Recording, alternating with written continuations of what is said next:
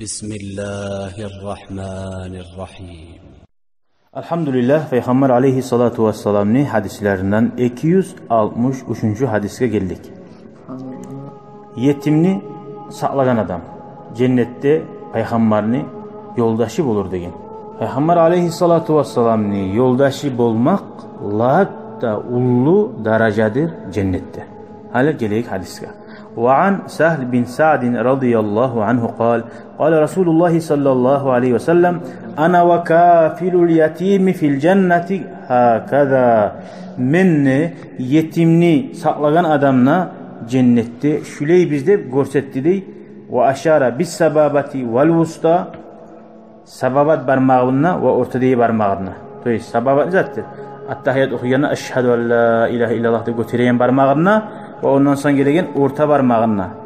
Ve farraca beynehuma şu an arasında ayırdı de şüküyda. Ayırıp görsetti. Yavuşturup görsetmedi. Ay şoğun çağda bizim aralığımız yoldaş yoğuk bulacak şu peygamberge. Yoğuk yoldaş bulacak. Daha ulu derece bulam. O salih şu hadisini eşitken adam bula durup yurtta varımsa da aktarıp şu atası olgen yetim yaşga şu yetişkin çağa şoğar hayn etmek. Şunu hayn etmek. Anası olgen adam yetim olmay bizim dinimizde.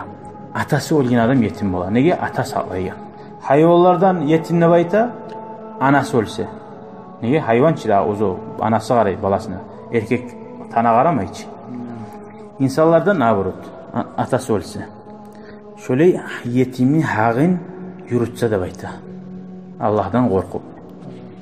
Şu yetim yaşını ola madrasaga salsayına, şu kalgan mali var mı atasından algan, şu hayvanları var mı hayvanlarını ostirip ayakka mingince şu var kömük etesin. Ona hana cennette lab ulu daraja. Suya mısın? Sağa garantini talon dünyada. Şuna ahullarından bulmaga, yetimlere yazısın alarından bulmaga, hayretkelerden bulmaga. Allah mağada vasıgıda nasip etsin. Velhamdülillahi Rabbil alemin.